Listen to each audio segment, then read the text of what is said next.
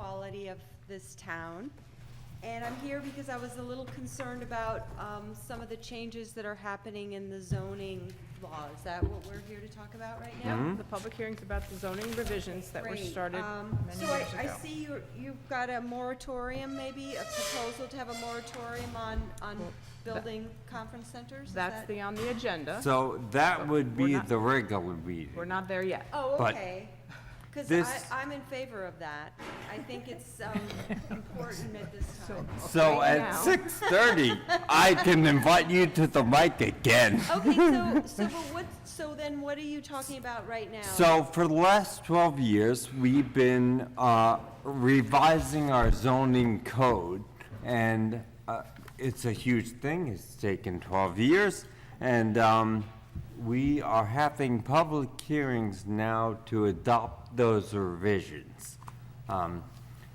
Because in order to pass a law, we have to have public hearings. Right, no, I'm aware. I worked for city government. There you go. For many So- years, so, well, I am just hoping that you're going to adhere to the comprehensive plan that you have for the town, and that your goals are to try and maintain the rural qualities. I'm not against progress. I love places like Slow Fox. I think that's been a really wonderful addition to our neighborhood, and I just here to encourage you to stick with our comprehensive plan and not make changes that are really going to change the quality of life here. I Thank think you. it's important to note that, one, that was the whole point of the zoning revisions, to match them to the comprehensive plan, and two, as Mike said, these revisions were started 3 years ago? 4 years, 3 or 4 years ago. This is nothing 12. new. It's just that, the comprehensive plan was done 12 years ago. Oh, The yeah. zoning revision was started because of COVID and other things. 3 or 4, so what we're talking about. Probably 2018, we Yeah, can talk about these. 2007. But the Yeah. point being, what we're discussing tonight is nothing new. These No, are I'm changes aware that of we have talked I'm about. aware Okay, of that. It's just great. that I've gotten a lot of feedback from other people in the community about concerns, and I'm here to express some of those concerns as well, and hope that Okay. you're taking them to heart. Yes, thank you. You know, And, can I yeah, ask you, You're not this is on. not being directed to anybody in particular, but it would be helpful for, if people have specific suggestions, rather than, not that your comments are not valid or appreciated, they are, but in terms of the law itself, we've got 400 pages. Yeah, it's really hard to. It's tough to get through. Without specifics, we can't do much. Yeah.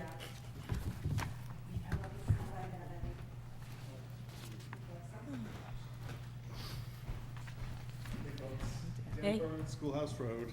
So just I may be just reading things wrong. I'm not sure. This is my first time going through these documents. But as you might imagine, I went immediately to the conference center definition in the definition section on the red line document. And I noticed that there was a clause, may also include as accessory uses a commercial equine operation and a commercial horse boarding operation, corrals and barns, and quarters for employees of such operations. Yet that wasn't redlined, that wasn't identified as a new piece of the definitions in the redline document. So it kind of, to be honest, I kind of threw up my hands at that point and said, why am I bothering to read the rest of this if we're not identifying what's changed? Now, I might be misreading something or misunderstanding what the red line document means, but that was one big concern. Another concern that I touched on real quickly in my, very cursory review was around cluster development. The old definition seemed to articulate the law's intent, and it was consistent with conservation and the master plan. The new version seems to remove all that and leaves it more open to interpretation, and to my mind, would just ultimately potentially invite lawsuits. So I was just trying to understand why we would actually cut down on clarity within, If you wouldn't mind, the cluster about, what's the section number? Do you know? Definitions, I you can said? look it up. And you're talking about cluster development in definitions? Definitions, Okay, yeah. all right, that's fine, then I don't need that, thank you. That is it for now. Dan, why don't you give us some specific comments? I'm sorry? Sit down, put together an email as to how you think the definition should be changed. Okay. That's the most constructive way to do this. Okay. But I was just not clear on what the differences were. When I found that difference, not identified as a difference. Okay, that I understand. And I mean, I can do that for you very easily, not now, but at the end of the meeting, comparing this definition with this one. And you'll see. I didn't And the want to same do thing. that for like the whole. No, believe me, I've done it, and I understand why you don't want to. It took forever, very time-consuming. But we can do that certainly for cluster subdivision, since you brought that up, and we can also do it for conference center. And you can see exactly what's changed from the current definition. For anybody in the audience who doesn't know what I'm talking about, this is the current zoning law. This is a zoning law that the town board passed in 1992 and is still in effect. All of this is talk, discussion, debate. None of what we're talking about here is law. This is the law. Until we change it, this is the law that stands. Okay, so people understand what we're doing here. Is there a good red line So, online? so I want to address that, because Dan brought it up, and I agree. I have avoided calling out people who are no longer on this board. The version of changes, a former board member was the person who was supposed to keep track of all those changes. And so when I took office and we continued this process, I was left with what I was left with. And there was no red line version, only what had been changed. So I took his version, which was a PDF, and the original code that is online now, and we compared the two and made a red line out of it. Apparently, it isn't completely accurate. I've done the best I could with what I was given. So that being said, if I may, thank you. I know it's public comment, so I have to be mindful that it's your Yeah. turn. But this is not a popular opinion, but I really am beginning to wonder if, again, I said it last time, this should be shelved, and we should do a brand-new comprehensive plan, and then start again. Because it's been so long, we've lost the thread. There isn't, for wherever you want to place the blame, the way that the changes were posted, there's no clear, clean, red line version to look at. The best we have is the changes that were done by the planner originally. It's making me uncomfortable. And I see what you're saying. However, aside from the red line version that we have now, this has been gone through 3 times by a committee, then by the board, then by our attorney. So some of the changes may not be perfect. I agree and completely agree with that. But Right. on the whole, I think we are improving the zoning code. Yeah, I'm not- And if we pass this and immediately, in fact, on the agenda of the regular meeting, I would like to form a comprehensive plan committee, so we start it again. When that comp plan is done, we'd revise the zoning again. I'm not saying, I don't necessarily disagree with any of the changes that were made, and a lot of work was put into it. That is not my intent. I'm just saying that it's been so long, and it's gotten muddy. I would tend to agree with you completely, because I think it does, without being able to clearly identify the differences.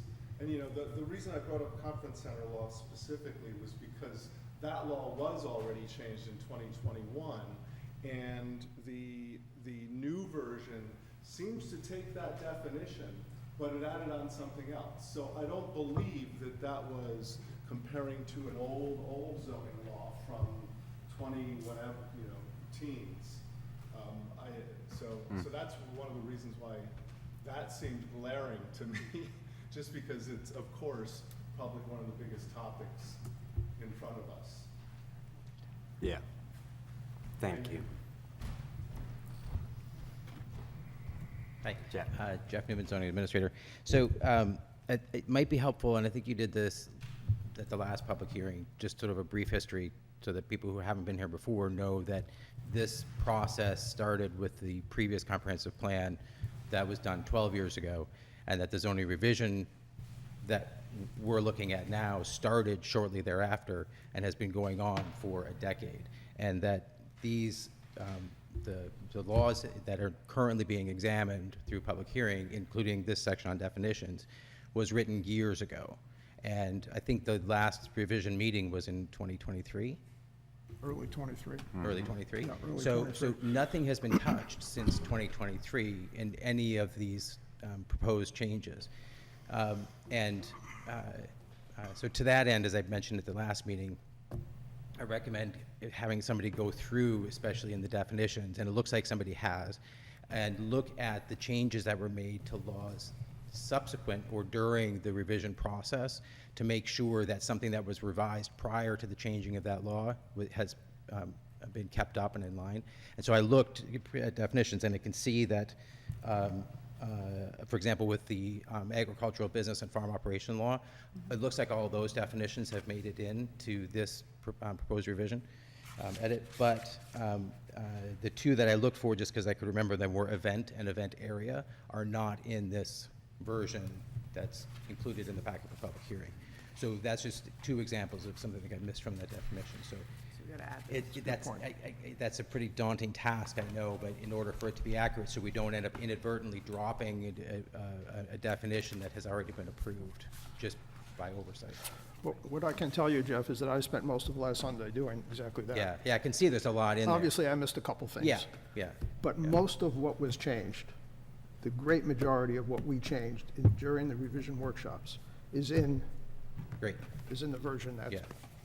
what is it, October 2022. Yeah. Which is not to say it's perfect, but it's pretty darn close. yeah. So maybe just another pass to make sure So that maybe, the in reading yes, goes- yeah, Yeah. agreed. And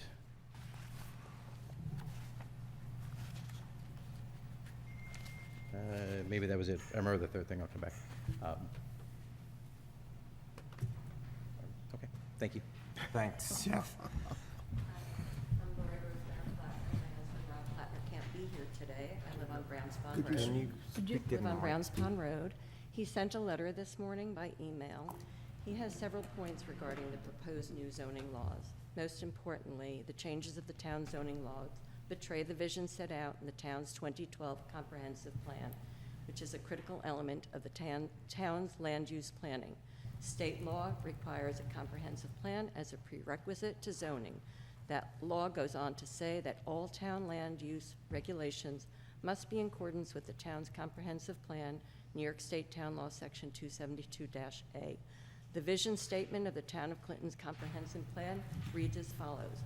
The Town of Clinton desires to retain its rural character consisting of natural landscapes, native ecosystems, working farms, small hamlet-scale developments, and historic structures while preserving its scenic quality.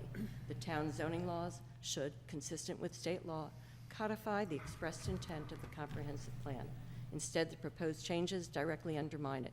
What appear to be difficult decisions faced by the town regarding the future of large-scale commercial projects in the town are easy if the board follows the law, making its zoning decisions in accordance with the town's comprehensive law and plan.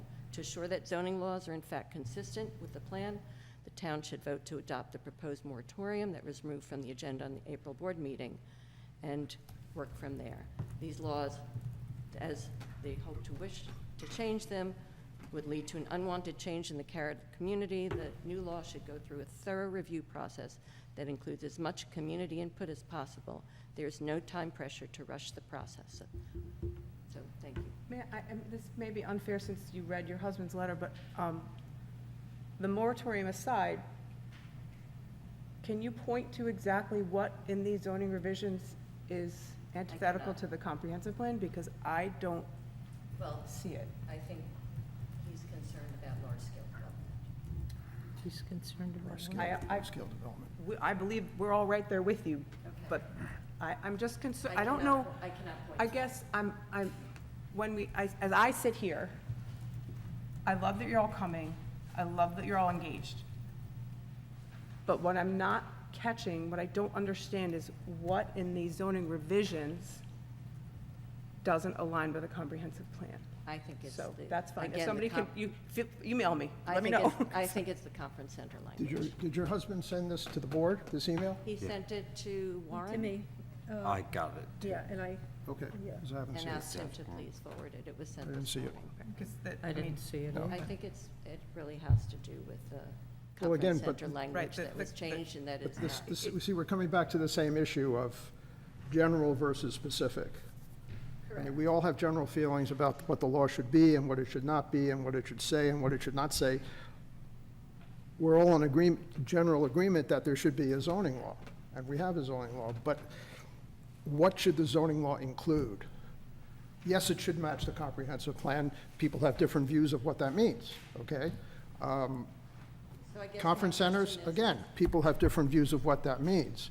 But without specifics to go on, it's just discussion. It's something concrete that we can use and say, well, this should be changed, Well, I or guess this we're- should be changed, or this should be changed. Well, we're wondering whether the board shares the same vision as Yes. the comprehensive. Absolutely, Okay. absolutely. That's good to know. Yeah, I think I can say that honestly.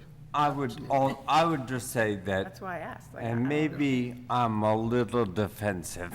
I apologize for that, but, the accusation that the board is betraying the comp plan, there were 9 people on the town board that have worked on this zoning revision. So that means there were 9 people who decided together to betray the comp plan. And that just doesn't make sense to me, and is completely untrue, in my opinion. I would defend everyone, and those 9 people have vastly different ideologies, beliefs, parties, and I think all of us wanted to respect the comp plan. Hi, good Maggie. evening. Maggie Schimmelfennig, Reinders Road, a lifelong resident. I was informed for 64 years now. Oh, my gosh. I was reminded of it today. That's why I know that number. I'm like, oh, thank you. So, first off, oh, my gosh, what a daunting task. And to have this carry on over so many years, you know, I think it's amazing that you've managed to redline and indicate as much as you've managed to indicate. And I have tried to read the comprehensive plan, and I have tried to read the zoning laws, and I find it very difficult. So, a ton of work. I don't know what the best solution is. I hear what you're saying. A part of me just says, throw it all out. Let's try again. But gosh, there's so much to it. How can you throw it out and try again?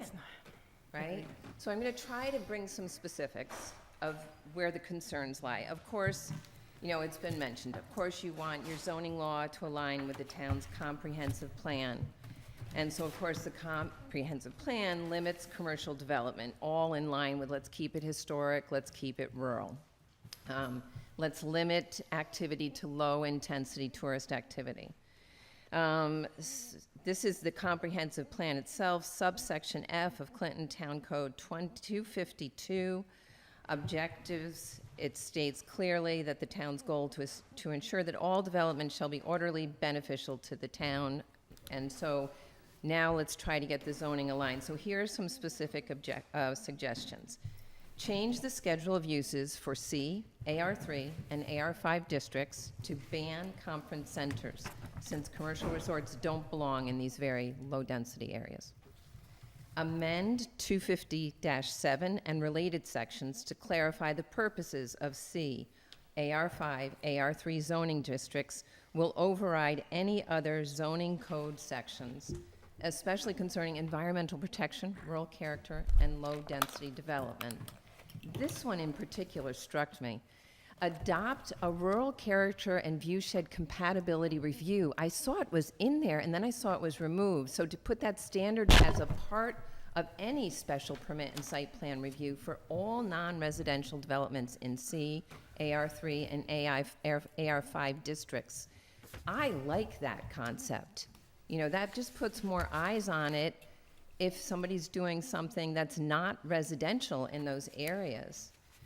And one more, add a specific purpose of C, AR3, and AR5 districts to 250-7 to the overall 252 objectives to prevent any form of commercial development in C, AR3, and AR5 districts, again, as they're designated for very low density residential development and recreational use on a limited scale.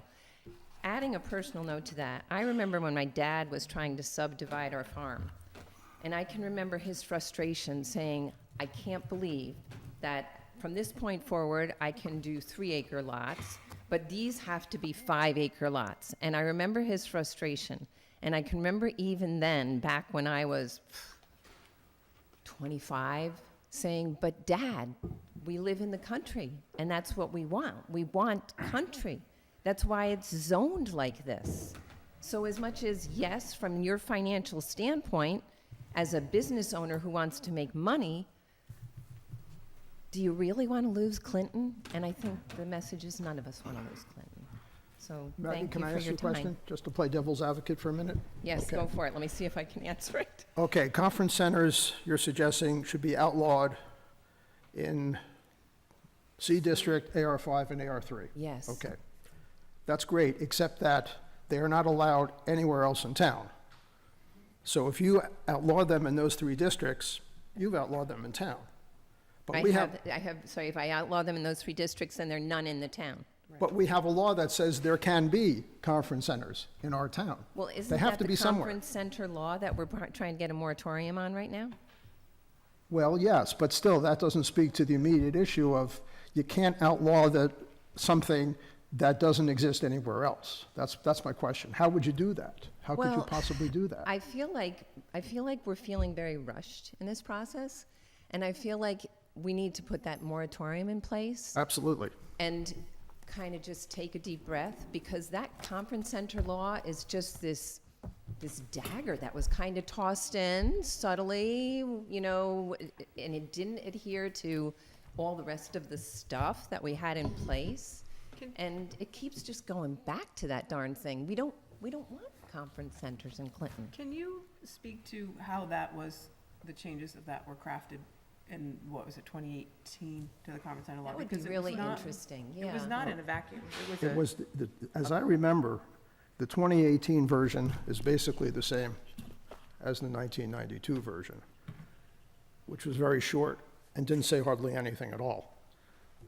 The 24 version, which Oh, thank Jeff you. alluded to, is the one we're working with now, took this one and expanded it considerably. But it was a committee of people, correct? I mean, speak to, it wasn't, It was a town board. The conference center law specifically, you mean, It was a right? town Like- board. I mean, I It think was born out of the zoning Jeff law. worked on it, but other people worked on it. Elliot, it was born out of your zoning review committee, and it was something that the town board decided that needed immediate attention and wouldn't wait for this process. And so they pulled it out like they did Is that, okay. other All right. sections. The ag events law was pulled I out remember that. separately. Right. so, Okay. And at that time, the board decided to have a standalone law in 2021. But it was not by, Thank you. it was But it not done wasn't- by committee, it was done by the board. the zoning review committee and the board. So my No, point is, it I don't wasn't think the just, Harold zoning just review said committee there- had anything to do with it.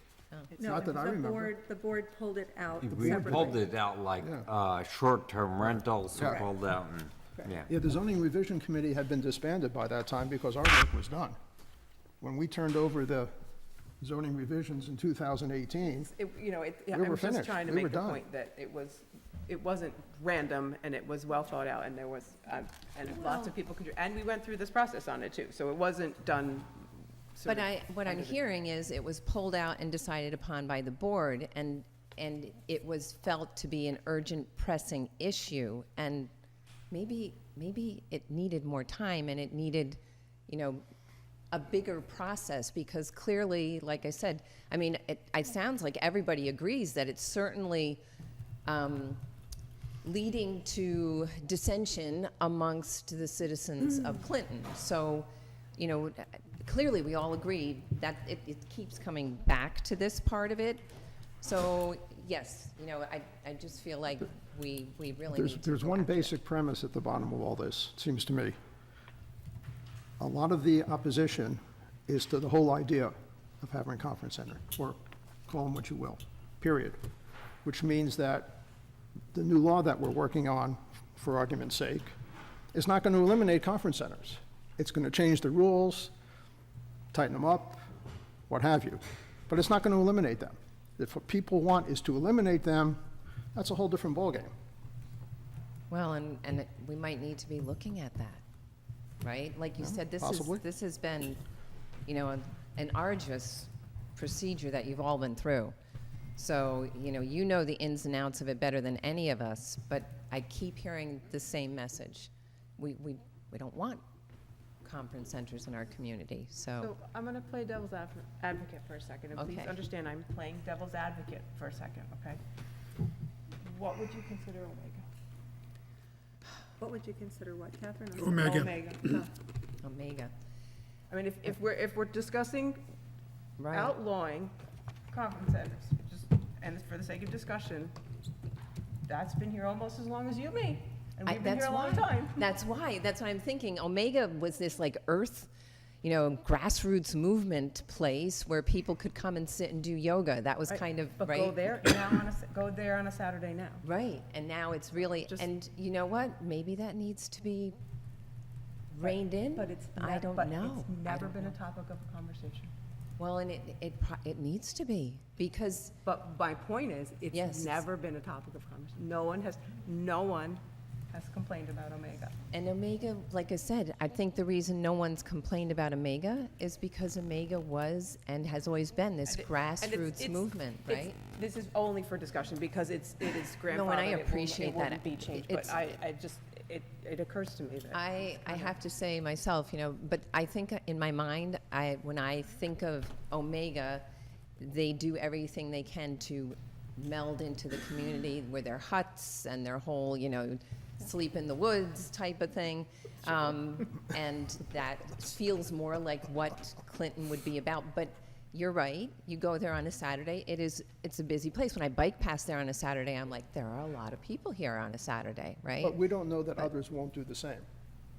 Right. Embrace and put like a little shack Know in the that. woods. We're just assuming they won't. But Well, we don't and know that until it actually that's where the happens. limitation comes in again, and I think my other final thought would be, we have our one Earth Roots Omega, we just don't want more, right? Which, yeah, I hear what you're saying, and, you can't do one and not the other, then maybe we need to rein in the quantity, you're right, it's all part of the discussion, but, yeah, So just all right, fleshing it out. thank you so much, I appreciate it. Thank you.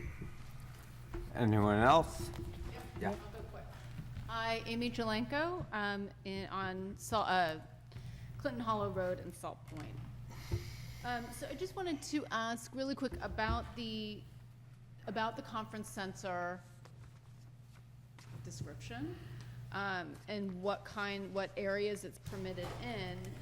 So and I'm sorry if I'm using the wrong words, right? So these use areas like C, AR5, AR3, which I guess are conservation, agriculture, and then types of agricultural, right? So then there's this I section, which Industrial. also has It's permission. industrial, it's a But very there's small nothing area. Is there just nothing zoned No. I within Clinton? Is there's that It's a right? tiny It's a- area that doesn't impact Corner of on Clinton. anything else. It's industrial. So I'll just note that there is one portion that does permit conference centers. And then, if the town adopts the resolution for a moratorium on conference centers, does that is anything on the table at that point, including changing the town law? So if the obstacle to removing conference centers from the zoning is that it's not in the town law, does Yes. the moratorium Right. open the door Everything's for on all the- of those yes. changes? Everything's on the table, Okay, so just noting that. yeah. So just, to the speaker before me, echoing many of those. One of them, another consideration for the zoning requirements. So to require a conservation advisory committee review, so that this would fall under 250-98, so the CAC, to review all non-residential applications in the C, AR3, and AR5 districts, or those over aquifers and wetlands, to assess their potential impact on the town's open space, habitat areas, surface water, and groundwater. So the CAC, at the planning board's request, reviews any applications that they are requested to. That already happens. Great, and then how are those findings binding in any way, or They're just as a brought to the, recommendation? they're brought to the planning board, and they're used by the planning board to make their decisions and their rulings. And Great. how they want those applicants perhaps to move forward. It depends, but yes, they're, And if the planning board rejects the CAC's recommendations, is that, like, is no, that I don't think happen? you could ever say that they reject them, but they take them very seriously, and they appreciate them, and they take them into consideration. So- Right, and so that's all, so that would also then, and then, of course, we have the state requirements around any environmental review and all the other components that a planning board must take into consideration. Okay.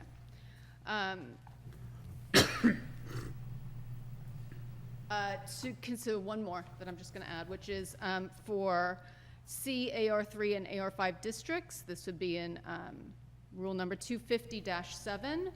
And then to the overall 250-2, to prevent any form of commercial development in the C, AR3, and AR5 districts, which are designated for very low-density residential development and recreational uses on a limited scale.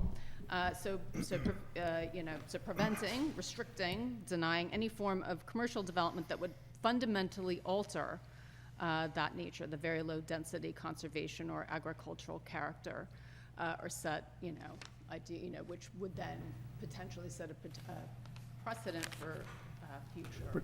Again, Amy, the issue is, I think most people would prefer to have, I rephrase that.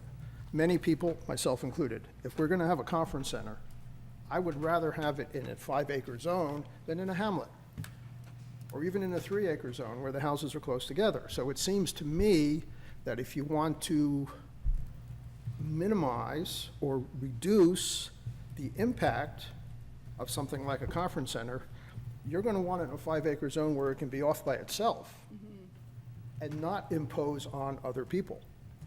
So I think there's a contradiction there in terms of where you want these things to be located. Right.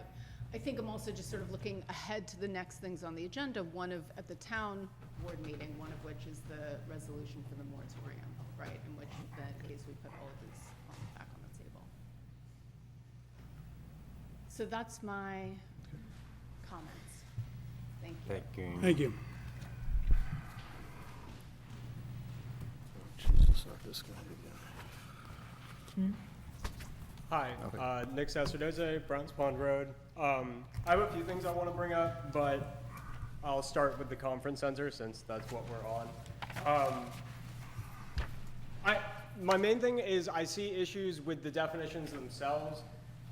Particularly, there's really no difference between a conference center and a hotel and an inn according to these definitions. They're all sort of interchangeable, and yet they're zones for being allowed in different districts depending on what they're defined as. I think there need to be much stricter definitions. Again, if we're gonna have conference centers in these 3 districts that are low density, we want them to have less impact, make sure you have a strict definition that says what actually qualifies as a conference center. Because if you just say, it's mainly used to hold conferences. Well, what if you build a hotel that's functionally a hotel, but looks like a conference center? They say they hold conferences. It's the same idea of we're assuming they're gonna do the worst, but why would you assume they're gonna do the best? Is somebody gonna go out and check that they're actually holding conferences and not just managing it like a hotel? So I think the definitions needs to be much stricter, particularly in those areas. The other thing I wanted to bring up was the definition of clear cutting was changed from 30% in a given tract in a 10-year cycle to just 80%. Again, it's very vague, very general. How big of a tract is that applied to? If someone has 200 acres that's fully forested and they clear cut 80% of it, that's just a huge scar on the land. Everyone can see that. And it's not the same as, well, what if I buy a half-acre parcel, it's got 5 trees on it, and I need to take 4 of them down? Am I then clear cutting? So, again, I think a lot of these need to be much stricter. The definitions need to be much more constrained and have clearly set parameters, especially for things like clear cutting, building conference centers, inns, motels, things like that. Thank you. Thank you.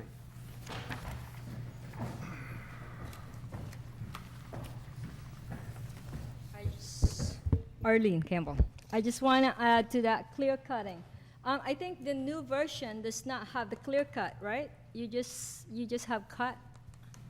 Do we have a clear cut on the new Yeah. definition? Yes, Yeah. What page? 80%. That was the I old don't know, version, it's the in 2018, but alphabetical order. 2022, I don't see it. It's in there.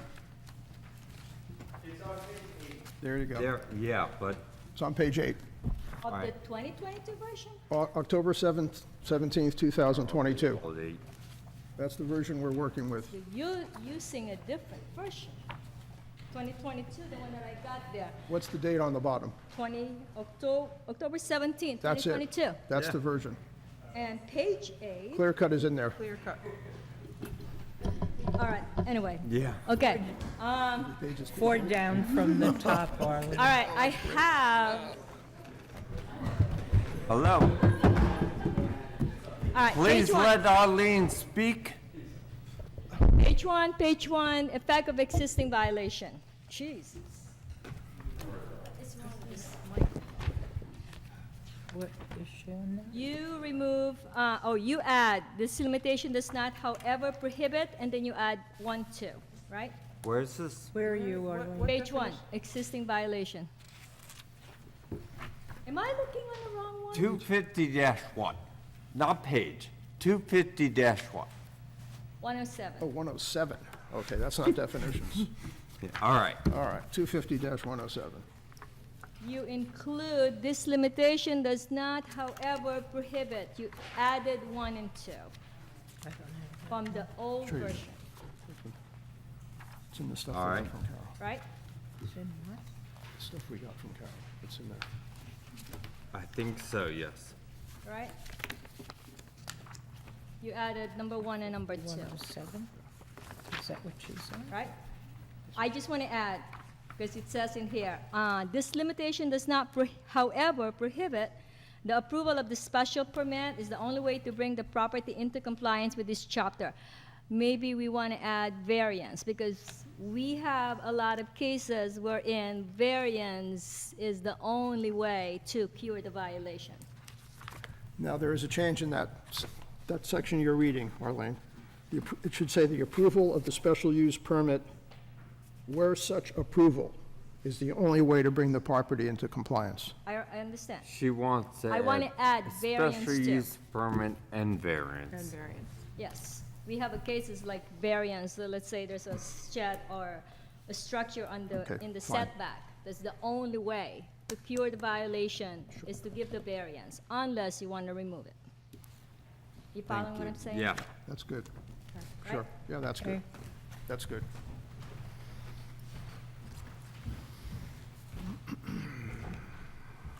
I would also add site plan. Counterpoint? Yeah, sorry. I would also add site plan to that, because site plan approval also sometimes is required to come into compliance. What is? So, site plan? So variance, site plan added. All right. And then, A couple things. One, first, the issue of clear cutting. So the definition of clear cutting, I agree 80% as a blanket thing is, That's the definition. it's different, right? For different property, it's gonna look different, it's gonna have a different effect, have a different amount of trees based on the different property. The previous definition, or actually, sorry, the current definition is the removal of 30% or more of trees over 4 inches in diameter within an area of half acre or less with a 10-year cutting cycle, which is just, so clearly it has to be more clear than that. But I agree, 80% is difficult. But the issue, to me, the issue is that this is only a definition. Well, and that's what I was saying next. It doesn't is- say what you can or cannot do. Right, so the definition aside, clear cutting only appears in 2 places in our zoning law. One is, if you were clear cutting within wetland, you need a wetlands permit. Doesn't say you can't clear cut. Okay. But you need a wetlands permit. The other is in the ridgeline protection Ridgeline. overlay area. Right. It says Right. the maximum area permitted to be clear cut shall be no more than 75 feet in extent from the outer edge of the primary structure's footprint. So that also doesn't match the 80% definition. So the 80% doesn't mean anything. Right, right. And we don't regulate clear Practice. cutting, that's the point. There's no law Exactly, about right, clear cutting. precisely. So to have a Precisely. definition for something we don't regulate adds to the confusion. I'm not saying we shouldn't look at having a clear cutting law, I'm just saying in the interest of being consistent and having a compliant code, we want to make sure that those things match. So we should remove it for this version. Well, Well, you should have a or definition. since- refer to those 2 clauses. Exactly, so look at the only places that it appears, Yeah. make the definition match that. And then in the next comprehensive plan. Make a reference to Look it, at, right. well, how do we feel about clear cutting, and what does the town want to do about clear We cutting? could say C 250 dash whatever, or Right. 250, to make it clear where it's Where we're it's talking. regulated, Right, exactly. exactly, yeah, and it's 250-15, the ridgeline scenic and historic Right, protection. for 15, Yeah. right. And then you had asked for sort of a brief, and I'll try to be brief, history of the whole conference center thing. So if you go back to the 1981, I know I said it'd be brief, but 1981 zoning law, that was before the now conservation district existed. Conservation district was put in place to protect some of the more sensitive areas, environmentally sensitive areas in the town. That district used to be called the Agricultural Resort District. And in that district, it allowed things like dude ranches and hotels and bowling alleys and movie theaters, right? And so change was made to say, well, look, that doesn't make sense because now we know these are environmentally sensitive areas, so the law was changed to be more restrictive.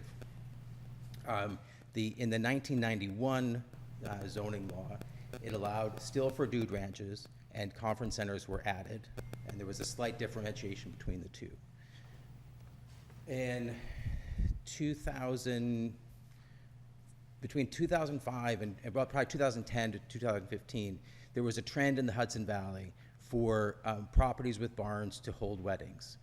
And there were a lot of complaints in the town of Clinton because there were a number of properties that were holding loud 150, 250 people gatherings on very rural roads, very late into the night. And the question was asked of the planning board about weddings in the town. The zoning administrator at the time reviewed the zoning code and made a determination that because the zoning code does not specify where weddings can be held, weddings are not allowed to be held in the town of Clinton. And at that time, the board proposed putting a moratorium on conference center applications. The news got a hold of it, and it became a moratorium on weddings, was what was told. The room was packed with people saying, how can you put a moratorium on weddings? And it didn't pass, right? But out of that experience, the town board decided to create, to explore creating an event venue law. And Elliot took that on, and he worked on that for a long time to try to craft a law that would specify and regulate how events can or cannot happen in the town. After, I don't know how many months, at a town board meeting, he was sharing the progress of that. It was suggested by a town board member that a committee be put together to write a conference center draft to be presented to the town board. A committee of 10 people was put together. There was a zoning board of appeals member, a planning board member, business owners that were local, town board member. Those 10 people met meetings open to the public to draft this suggested law. That then went to the town board. So the reason that it happened was because of these increasing large-scale events that the town wanted to regulate. So because conference centers, under their 1991 regulation, were a natural place to hold those types of events because one would assume they have the infrastructure for it if they followed the law. The conference center law in 1991 was something like 9 lines long, right? It was very loose. And so this committee put together a much more strict conference center law. And what I think we have learned since that time is that in the attempt to give the planning board more authority and more power to restrict those applications, it was written in a vague way.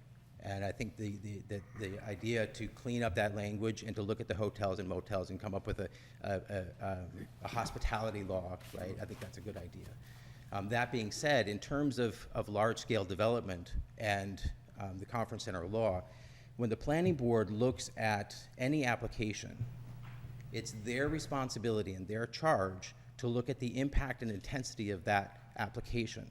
And one of the ways to do that, if you say, okay, does this application fit in this zone? You look at density. And every zoning district has a density. So when we say AR3, AR5, what does that mean?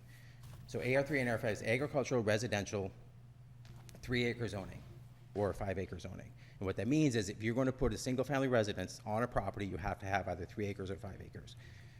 So in that sense, if the average household in Dutchess County has 3.8 people, so you say 4 people on 5 acres, that's your density. So for every 5 acres, you have 4 people. So if you have 100 acres of property and you're looking at an application for a use, the planning board can use that math to say, okay, 100 divided by 5 is 20, 20 times 4 is 80. So 80 people on this property matches the planned density from the comprehensive plan, right? Because the comprehensive plan is what sets the density for any zoning district. And so in this specific case for the conference center law, I don't remember the exact wording, but it limits the number of guests to the discretion of the planning board. And so the previous conference center law in 1991 had a formula, and that formula amounted basically to 2 people per acre. So that 100-acre parcel, instead of having 80 people as limit, could have had 200 people under the 1991 law. And so there was this sense of need for changing that to help control the density. And the new law attempted to do that by giving it to the planning board, who's going to use the equation of zoning density, right? So it's a bit of an unfair statement to the town board and to the committee that put this together to say that the attempt was to encourage large-scale development, right? The intent was to minimize it. And in fact, it took it again from something that would allow a 100-acre parcel, 200 people, to allowing them only 80, right? Or fewer. The planning board can look at that 100-acre parcel and say, yeah, but you know, there's wetlands here and it's on a small road and we think the impact is going to be too much, so we're going to limit it to 40 people. The planning board can do that. And that's why the application process is important. So I just wanted to answer your question about that kind of brief history and how that happened. Before you walk away, there has been 2 people suggesting that there be 0 commercial development allowed in C, AR3, and AR5. Let's just list off a few commercial uses that you've Well, come across. the first one that comes to mind, right, and this is significant, and this is why we cannot say no commercial is a flat line. In order for a farm to meet New York State Agriculture and Markets definition of a farm operation and be protected under New York State law, it must be a commercial operation. It must be, that's New York State law, right? And so another reason, what I believe in, when I look at what the zoning history has been in attempting to maintain rural and open spaces, and this is something Elliot mentioned earlier, if we look at how do we maintain these open spaces of land, land is expensive, right? And if a commercial use can come into a large tract of land, and that use is going to help preserve that large tract of land because now it can afford to own that large tract of land, I believe that was the intention behind allowing some of these uses and requiring acreage minimums for those uses. So for example, back to conference centers, it's a 25-acre minimum. So if you don't have 25 acres, you can't have a conference center. Well, that was also the argument, as I recall, when we were talking about the agricultural event centers, that it enabled farmers Right, to stay in place instead of having to sell their land exactly. to developers. Right, yeah, step one in It's the helping to same preserve, concept. yeah, in helping to preserve farms is Preserve- agricultural event exactly. venue. And then step two is the agricultural business. Right. So giving farm operations, legitimate farm operations, a means to generate revenue outside of agricultural products that would help them to stay on the land and continue to farm, right? And so commercial uses can be really beneficial in that regard. And this is where a comprehensive plan becomes so important, and to be done well and thoughtfully is so important. The comprehensive plan that is now 12 years old had a response of 483 people, I think it was, right? Out of a population of about 3,000. Town of Clinton now is an incredibly different place than it was 12 years ago. We're approving building permits for homes that are 5,000, 7,000, and even more square feet.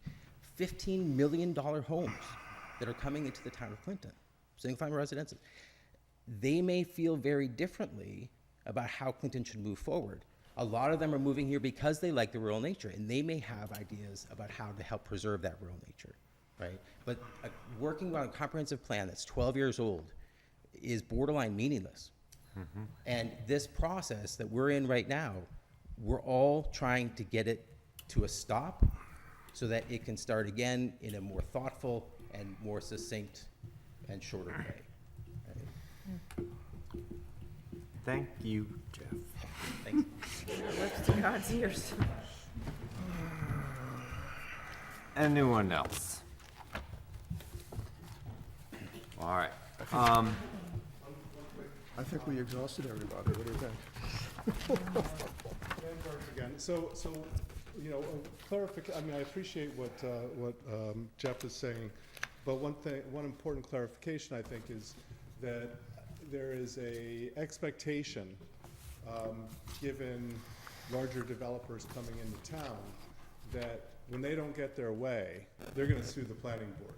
So they come in, we have a poorly defined conference center law with very little way, in the way of guardrails placed on the law itself, that they will ultimately sue the planning board when the planning board says, well, we don't think it should be 240 people.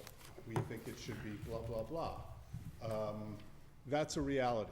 So if we don't start putting guardrails on our laws, I think, you know, at the end of the day, and I think every single one of you knows this, people aren't against small developments in these places. If it was a small dude ranch, whatever, it's not bothering anybody. When you're talking about a major hotel, 240 people, lodgings, probably full occupancy in the summer, it's a different story. And so I think that's what people are really up in arms about. And the planning board will get sued if they go below that number. I think we kind of know that that's coming if we don't change the laws now. Thank you. Thank you. Jim O'Penny. You're coming back for another round? Just one more. I found it very interesting to hear the explanation of different commercial uses, and I understand that a farm is a commercial use, but I mean, we all know at the end of the day, we're really not talking about farms here. You know, it's, again, the clarity is lacking, and that's what we're working on. And I think that, you know, people are happy to have our farms, that's a type of business, but nobody wants to have a hotel or a resort next door. I think that's kind of, you know, we're not comparing apples to apples here when we talk about farms compared to what might be proposed. Just a thought. Thank you. Anyone else?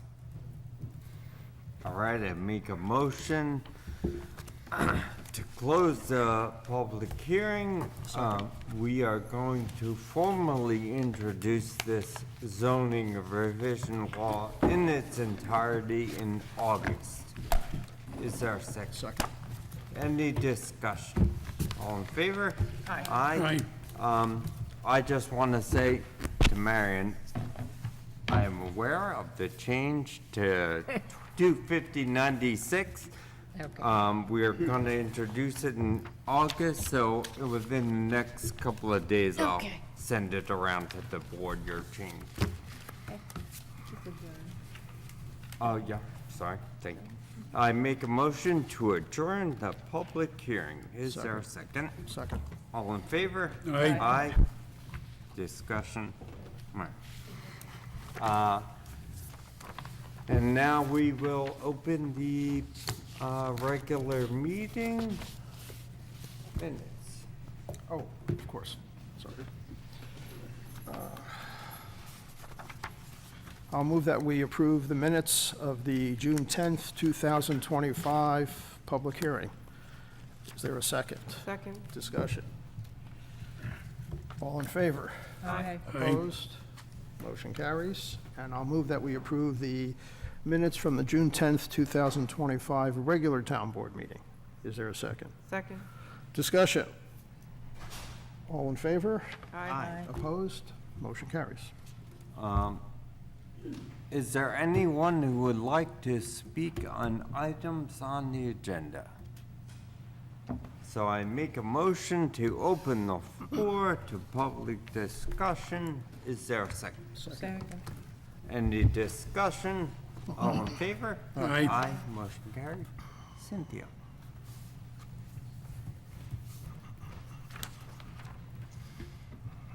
Hi, I'm Cynthia Cook, Willow Lane, President of the Historical Society. Excuse me, I'm speaking up. I submitted a draft letter that I think is on your agenda for this evening, and I thank you for considering it. There is no amount in that letter for the grant because we're still working on figuring out the budget.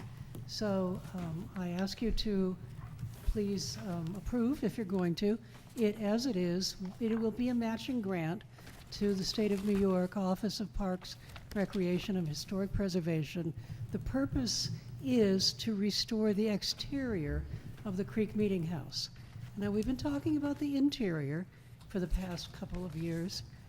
The exterior is in equally bad shape. And this application is to try and completely repoint the building, which is a huge job. Many, maybe $400,000 or $500,000 to repoint the masonry on that building. And we're still trying to pin that down. The bigger part, or the lesser part of that, is things to take water away. It doesn't have gutters, doesn't have downspouts, it needs diverters, it needs some work in the attic ventilation. These are all small, and making the front doors code compliant. But it's a very important thing. We've decided to go to the state with this request after they rejected our 2 previous applications for reasons that I won't go into. But this is like straightforward preservation work. And we think if they're ever going to approve something, they will at least preserve the exterior of that building. So that's why we've made that application, and I hope you'll approve it. And I will get you the number as soon as we have it. if Thank you, okay. Cynthia. The other thing is something that just came up that I happened to learn about, which is that on the agenda tonight is consideration of a very badly deteriorated building on 9 Long Pond Road. And I just want to make everybody aware, I know that building is in terrible shape, and I know that you're probably considering trying to demolish it, but it is in the Historic Resources Survey. It was a rooming house. It was built in about 1850. It's associated with one of the mills of Daniel H. Schultz, the founder of Schultzville. It is one of the few remaining buildings in this town related to our mills and our early industrial heritage. I know that's a big problem, but I would like to ask you to please look for any way possible to take, take advantage of this history and maybe find a new, young, energetic owner who might want to take on something like that. And just be creative if you possibly can before it is demolished. So that's my humble request there. And I'm making that request personally, not as the president of the Historical Society. Okay, thank you. Thank you. Rich Morse on Hollow Road. I'd like to follow up with what Cynthia said. There was a house in Rhinebeck that was old and deteriorating, and they got into quite a hullabaloo about tearing it down or whatnot. What they ended up doing was doing careful drawings and rebuilding it as it was, and it came out beautiful. If something like that could be considered, to have that building there, that would be kind of interesting. Who did that, Richard? Was that an individual who did that? I'm sorry? The town wasn't involved in that, were The they? restoration, who did the Who restoration? did the of that restoration? building? The architect was Warren Smith. No, I mean, is it the owner of the building? Oh, I don't know. I don't know. So I would say, we'll get to that on the agenda, but I'd say that building, first of all, partially collapsed recently and is creating a dangerous situation. It's also privately owned, not owned by the town. What we would approve tonight starts a process where we have the owner, if they choose, attend a public hearing, and they have a chance to fix it up or whatever they want to do with it, to make it safe. I mean, I read part of the law on that, and it seems like at the very end of the process, it can go to the tax collector. And that's sort of where I have jumped to. I don't fully understand this, but if it went to the tax collector, I'm thinking, maybe it does become the property of the town. That's if this owner should prove to be completely unresponsive. If the owner is unresponsive and we are forced as a town to take action, any actions we take are levied by taxes. I understand that. Yeah. But I mean, I'm looking at the very, very end. Yeah. I think what she's asking is, can we take? Can we take it over? Can we take ownership? I think There's that's a the- lot to happen first. Well, let's not tear it down. I think that's the I mean, it bottom line. stood there in its dilapidated condition for many years. I'm just asking you not to rush to that. Oh, this'll be a months-long process. Yeah. Anyone else on the agenda? Oh, she's back. Maggie? It's me again. Hi, Maggie Schimmelfennig. I just wanted to say I'm very happy to see number 5 on the agenda, approve introducing local law conference center hotel motel moratorium. I'm very happy to see that that's part of the new business discussion. Thank you. Anyone else?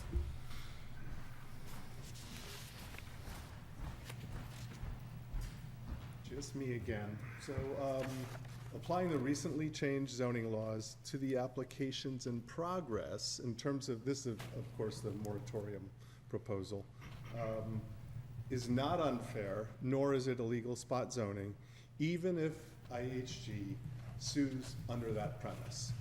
Hopefully, a qualified lawyer has advised you that you will handily win that with a qualified litigator taking this to court. Representing the town, of course. One might argue that the costs of defending against, in my opinion, an IHG frivolous lawsuit would pale in comparison to the ongoing legal costs the town will be subjected to defending itself against lawsuits from your own citizens, passionate about protecting the character of the town. Granting IHG a pending application an exception is contrary to the intent of the moratorium law. Moratoriums, by definition, apply to all future, pending, and even approved applications that haven't broken ground. Anything less would be easily disputed is unfair to future applicants where no exception is provided.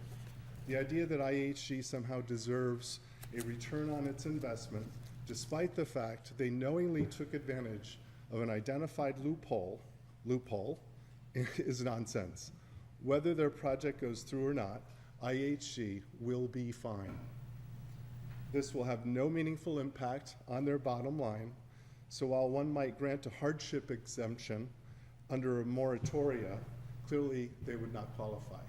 Again, you're representing the citizens of the town, hopefully in your consideration of this moratorium. Thank you. Thank you, Dan. Anyone else?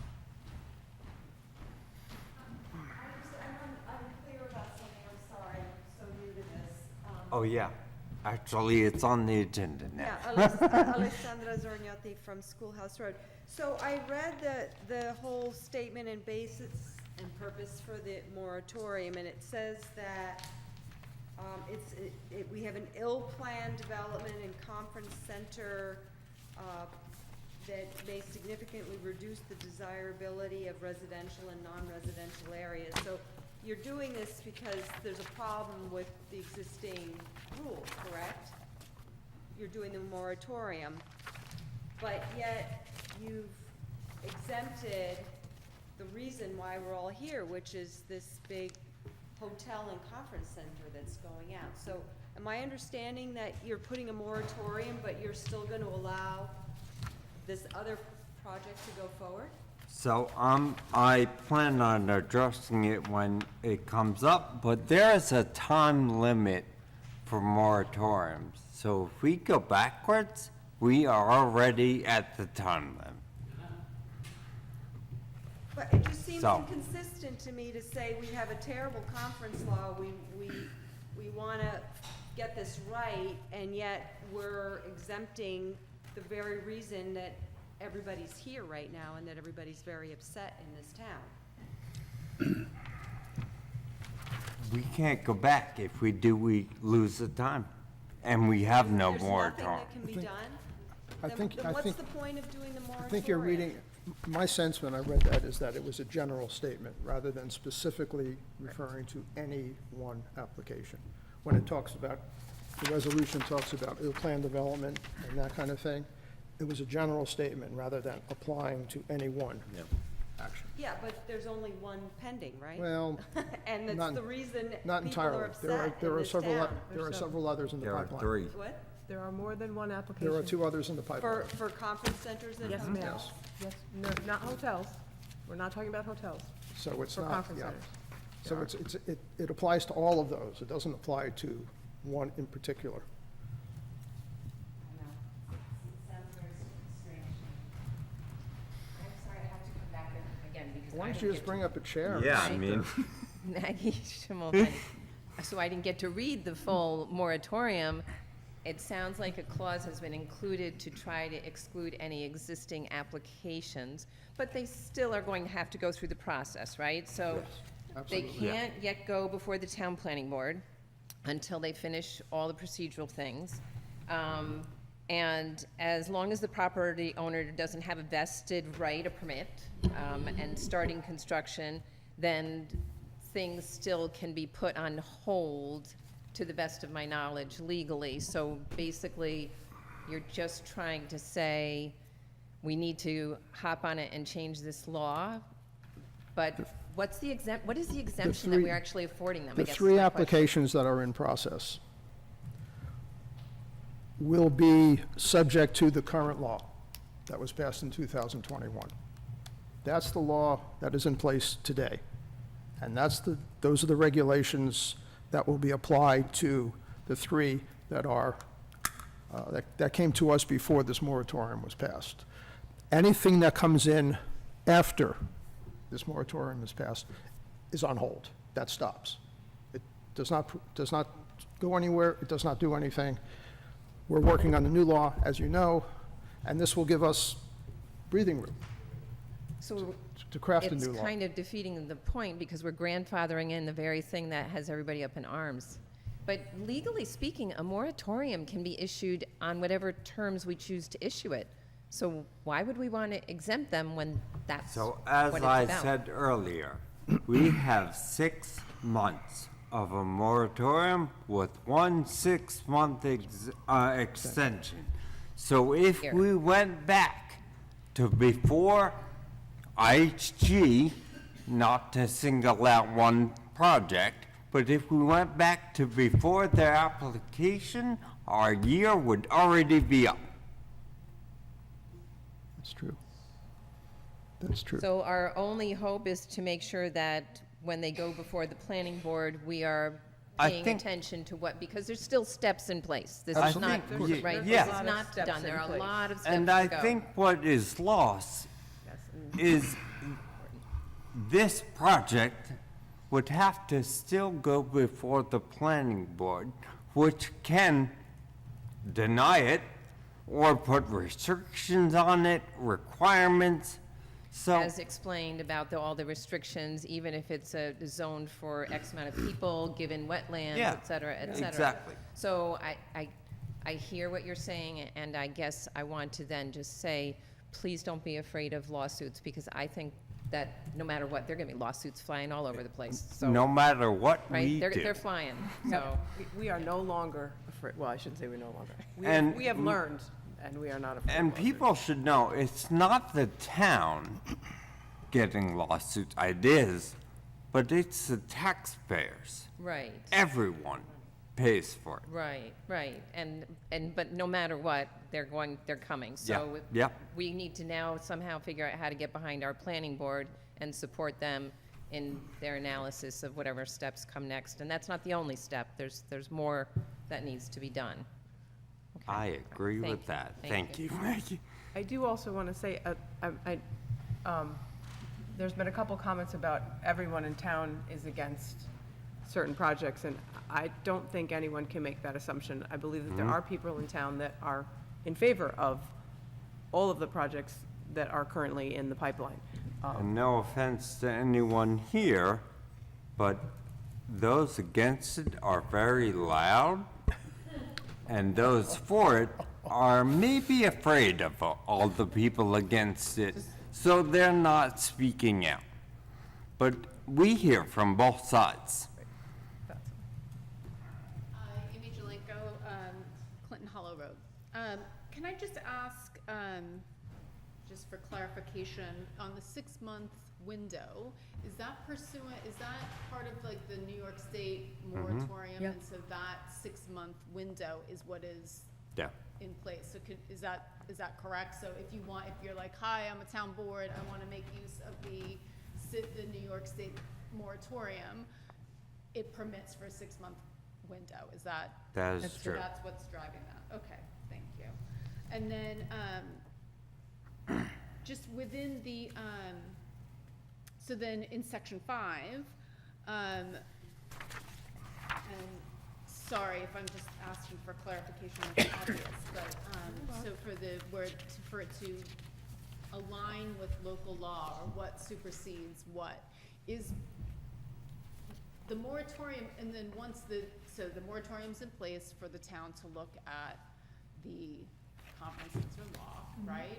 And then that becomes, that is the local law, right? Like the conference center is within the local law. So any changes to the conference center law will become the local law. Is Yeah. that? Correct, it would, Yeah. so this allows us to review it and rewrite it, and then we have a public hearing, just like we did earlier. It Right. gets voted on, and then that replaces what is currently in Elliot's beloved book.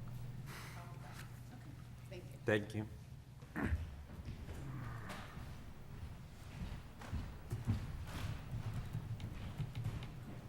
I just wanted to speak to what Maggie said for a second, just to clarify something, because I. You have to speak up, Jeff. I'm sorry, I wanted Louder. to speak to what, Yeah. I wanted to speak to what Maggie just said, and I wasn't exactly clear about what she was, what she meant about the new law coming into place, and I just wanted to be clear that any existing legal use that is compliant with the current law can continue to operate after the law is changed. It becomes a non-conforming use. right? So back to the Omega was brought up earlier. That's how Omega operates at the intensity that they do, because they're legally non-conforming. So they don't actually hold any permits to operate within the town because they pre-existed zoning altogether, right, pretty much. So the new law it can't legally or constitutionally be retroactive, right? And then also to clarify, the constructs of the moratorium are decided by New York State town law, and it does limit to the length of time that it can be. It's 6 months with one 6-month renewal. And that is specifically to stop town boards from trying to stop development through just halting the moratorium. Right? But it's a New York State town law that you have to follow. Yeah. Thank you. Thanks, Jeff.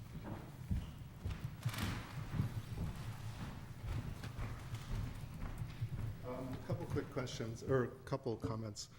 One was your mention that. Oh, sorry. Yeah, just. One was your comment regarding that the people that are opposing the effort are loud, and a lot of people that are against the project or for the project are staying silent. They're afraid to speak up.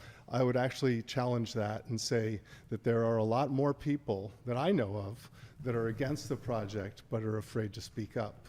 Some of them are contractors or relatives of contractors, and they don't want that to impact their contracting or their builder business, because they know that being on the wrong side of this issue, being in the developer club is going to cause problems for them.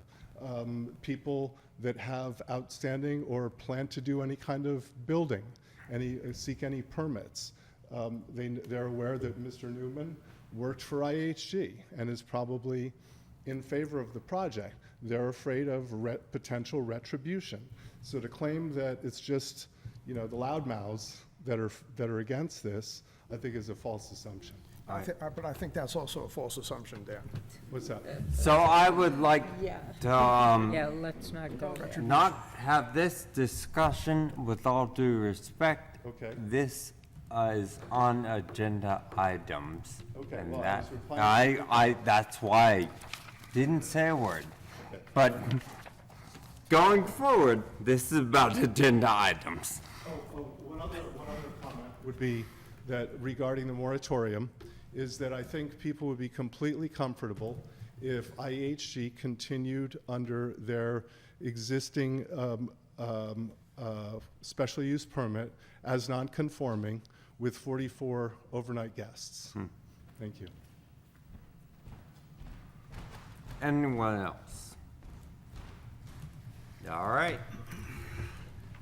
I make a motion to return to the regular order of business. Is there a second? Second. Any discussion?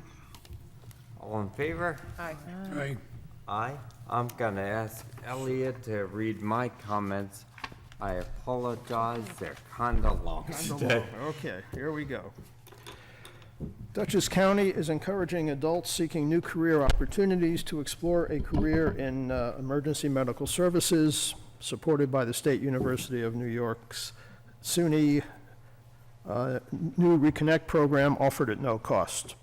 The Reconnect program covers tuition, fees, books, and supplies for adults aged 25 to 55 who have not yet earned a college degree and enroll in one of several in-demand programs, among which are emergency medical technician, paramedic program at Dutchess Community College.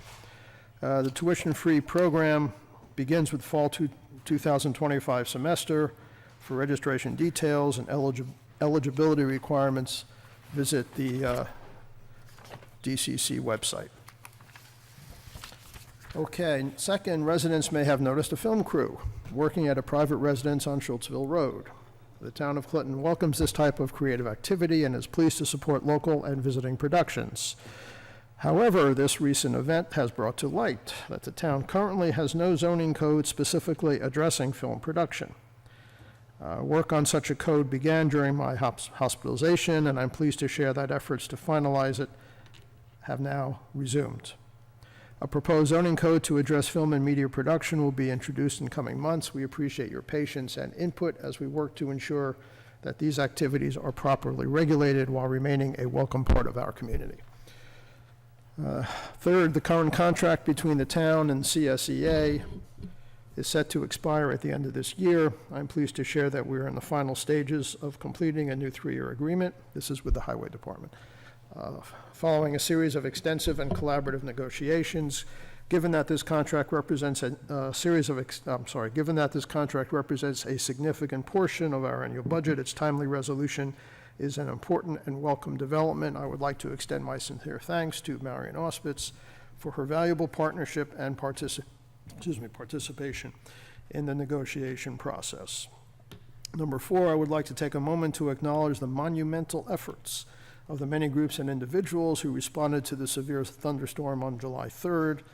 The storm left over 90% of the town without power, and much of the area experienced a loss of internet service. In the face of this widespread disruption, Central Hudson rose to the challenge with support from utility crews across more than 40 states.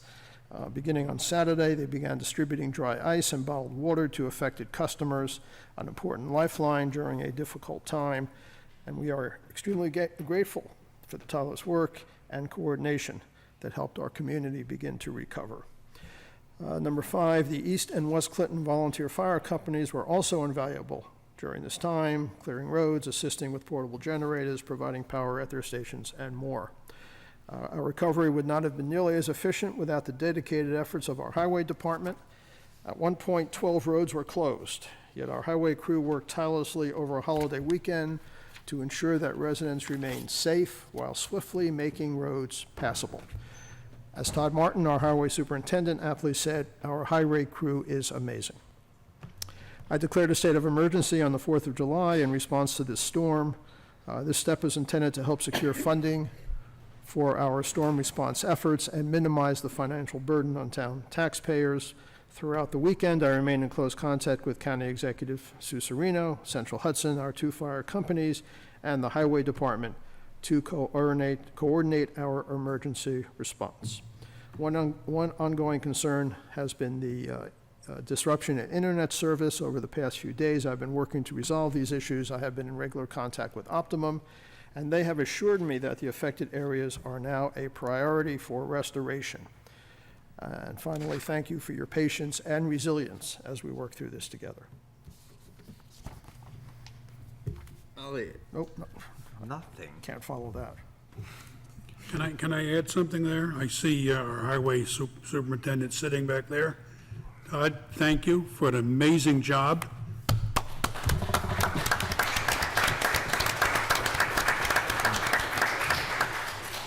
You and your entire crew did a wonderful job. You still have to come to work tomorrow morning. And Supervisor Witten, you too, over the weekend, an amazing job supporting the community. It's a difficult, it's more than a one-issue job, we know this. So thank you very much for your efforts. Thank you. Reports, Councilperson Still. All right. Conservation Advisory Committee meets tomorrow in the Masonic Hall at 5:30. All are welcome. It's a lovely group of people. Planning Board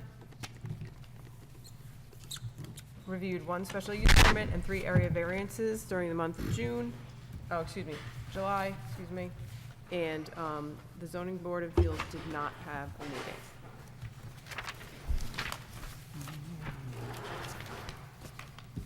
That's all I got. Oh, I'm sorry. Councilperson Dykes. Thank you. Hometown Heroes first, we added 5 new banners over the 4th of July weekend.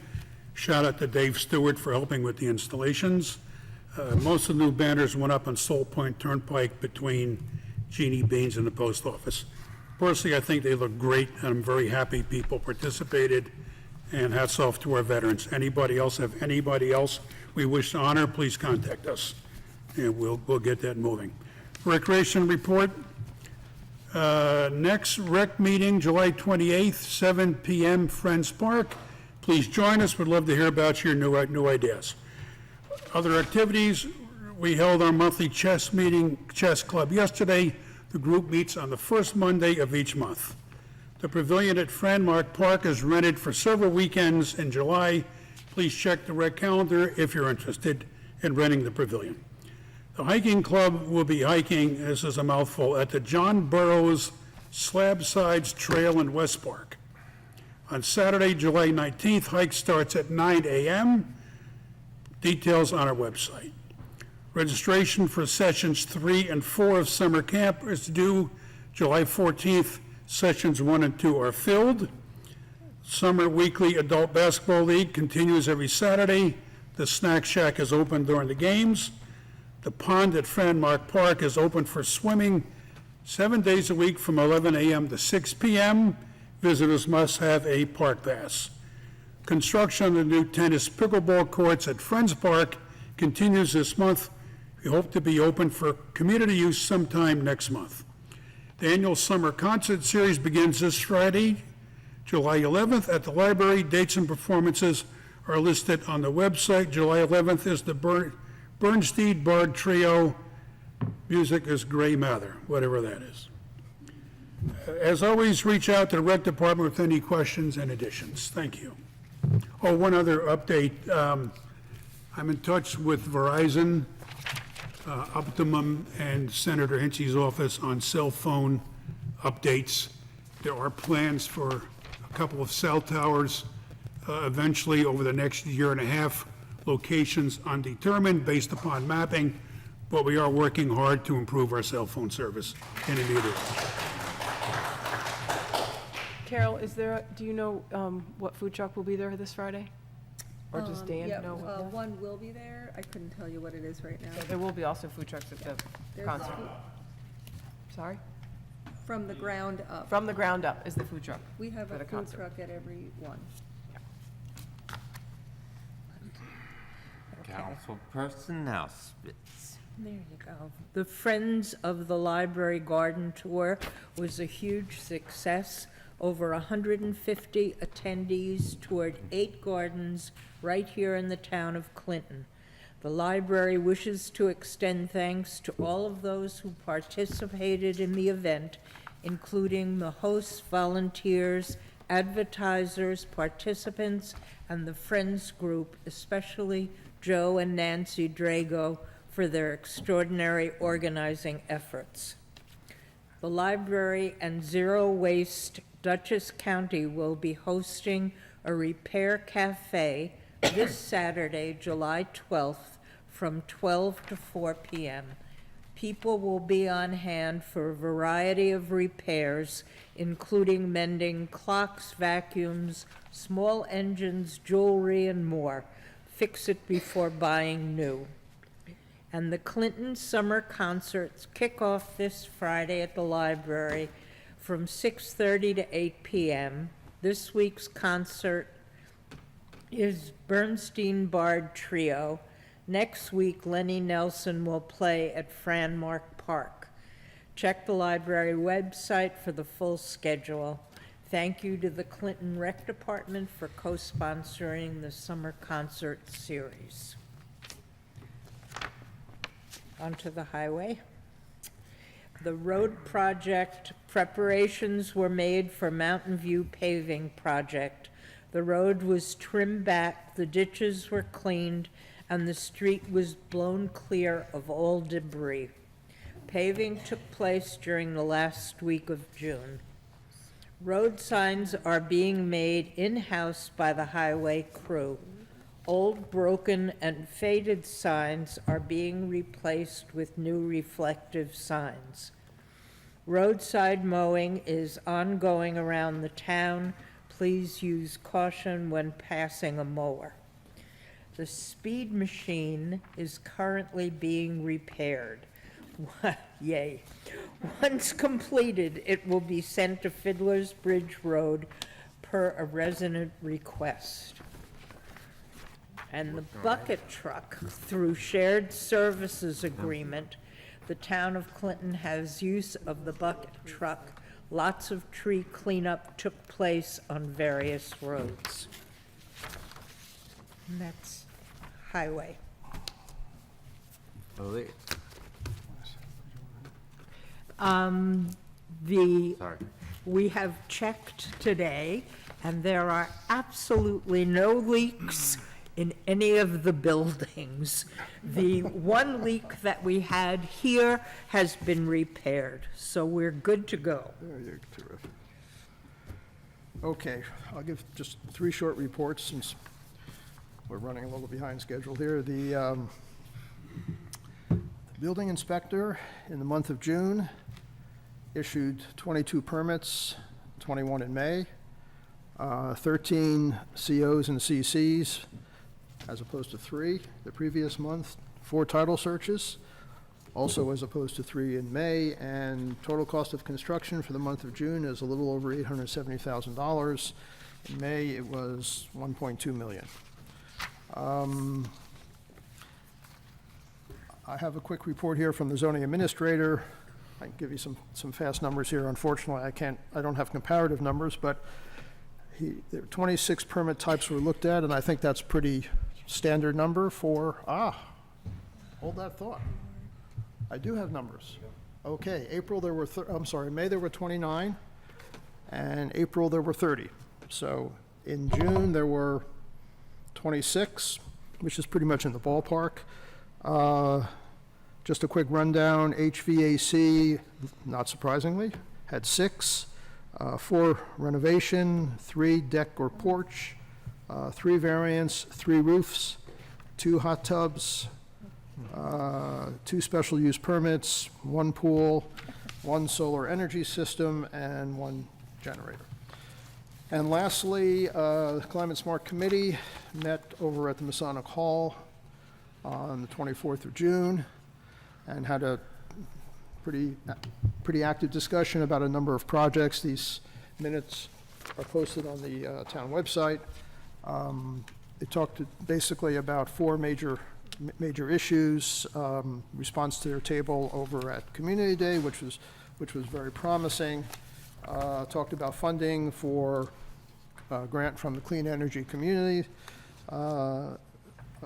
Climate Smart Resiliency Planning Initiative, which is part of the Cornell Cooperative Extension, and also a preliminary discussion about what's called GOPAC, Government Organization, or actually GOCAP, I'm sorry, Government Organization Climate Action Plan. Next meeting scheduled for Tuesday, July 22nd, also at the Masonic Hall. Meeting was adjourned at 8 o'clock. And that's it. So there is no old business. The first item on new business is kind of confusing us. So we had a person who disputed their taxes, and we needed to hire an appraiser. Which we did. Which we did, and well, I guess there's, so no decision yet. I had the town attorney advise the court that we have reviewed the preliminary appraisal and determined that no reduction is warranted. So the judge has scheduled a formal trial-ready appraisal exchange. So really, we have nothing to do until the judge decides. So we'll move to number, Just a quick question. Is it customary in the situations that we pay for the assessment as opposed to the person who's grieving? So how does that work? They're grieving, and so then if we decide to fight it, which we don't always do, then it's on us to have an appraisal, also on them to do an appraisal. Okay. And they're exchanged. Excuse me. Okay. It's all right. Yeah, no, that's fine. So number 2. Right. To approve resolution to approve the agreement between the highway superintendent and the town of Clinton, that the town board approves the following resolution. Be it resolved that the town board approves resolution number, whatever we put in, of 2025, approving the reimbursement agreement with the Highway Superintendent, Todd Martin, and authorizing, directing, and empowering the town supervisor to execute the reimbursement agreement and take all actions necessary to effectuate its terms. Is there a second? Second. Any discussion? All in favor? Aye. Aye. Motion carried.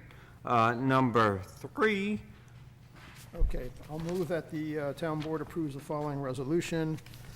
Approves Town Supervisor Witten writing a letter on behalf of the town of Clinton supporting the Clinton Historical Society grant, applying to the New York Office of Parks, Recreation, and Historic Preservation for circa $400,000, give or take, to repair the exterior of the building, replacing missing stones, and removing the old damaged mortar. Is there a second? Second.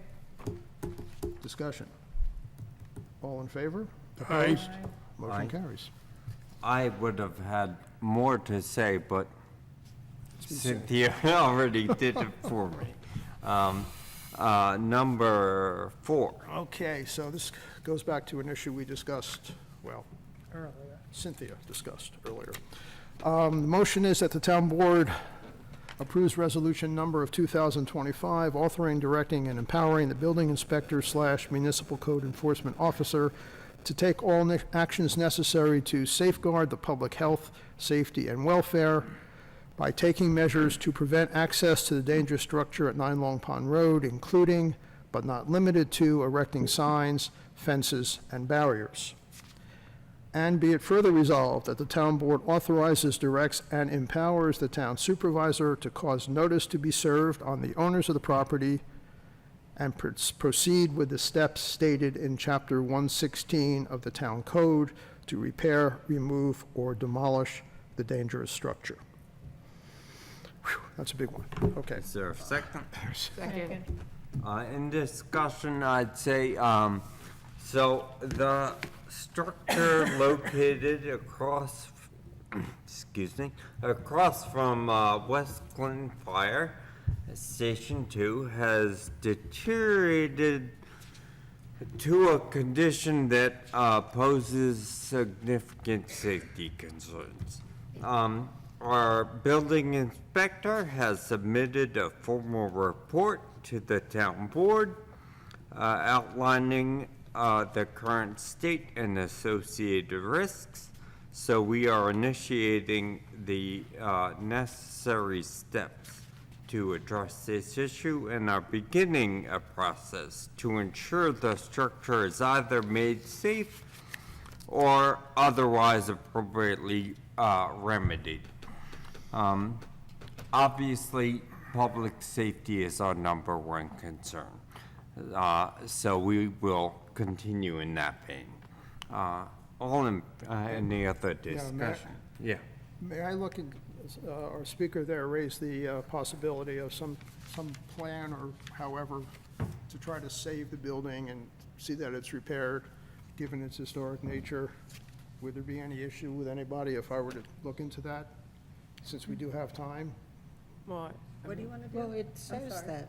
Well, Well, no, it the doesn't. re- It doesn't. It says repair. Well, yeah, but somebody's got to take the lead on it, and that's what I'm proposing to do. So we have a public hearing with the owner of the property, and that can come up. When and is- Okay, This starts a process, so they'll be notified now. so it's premature for me to do this, is what you're I saying? think so. Okay. And, Yeah. I mean, really, you'd have to get an engineer, and who's going to pay for the engineer? So let's Well, let I it just, play out a little yeah, bit. I'm not looking into, Yeah, I'm not see getting, what no, no, they all wanna do with I'm it. just looking at the general issue. It would be very nice, given its historic nature, and it's a unique building, if we could somehow manage to save it. And obviously, that means having to fix it, repair it, what have you. Yes. All I wanted to look into is whether this could be done in some, even some sort of a public-private partnership. I don't know, these things happen all the time. We've never done it here, to my knowledge, but that doesn't mean we can't. I think think you have any discussion needs to be, needs to have the inclusion of the private owner. Okay, that's fine, all right. You gotta Yeah. let it play out a little Not a bit, Ally. problem, not a problem. Number 5. Motion's Oh, on the floor. We need to vote on that. yes, we do. All in favor? Aye. Motion carried. Number 5. Okay, so this is what everybody's been waiting for. Move that the town board approves the following resolution, number of 2025, introducing local law number of 2025, conference center, hotel, and motel moratorium, and that a public hearing be held in relation to the proposed local law at the town hall on August 12th, 2025, at 6:25 PM, where all citizens can be heard. There a second? Second. In discussion, we've talked about this, but this resolution will introduce a moratorium on conference center law and the hotel and motel law. When selecting the effective date, it's important to consider the statutory limitation on the duration of a moratorium. It can remain in effect for 6 months, with the option to extend it for an additional 6 months for a total of a 1-year duration. Backdating the start of this moratorium would significantly reduce the amount of time it remains in effect going forward. So while I'm optimistic about the pace of new legislation being drafted and enacted, I also recognize the practical realities and typical timeliness involved in such processes. So, as such, selecting a start date that preserves the full possible duration of the moratorium is prudent for me. Any other comments? All in favor? Aye. Motion carried. Mary? Okay. The town board approves the following resolution. Be it resolved that the town board approves Highway Superintendent Martin's attendance at the New York State Association of Towns Highway Superintendents Annual Conference from September 23 to September 26 at a cost not to exceed $1,300. Is there a second? Second. In discussion? All in favor? Aye.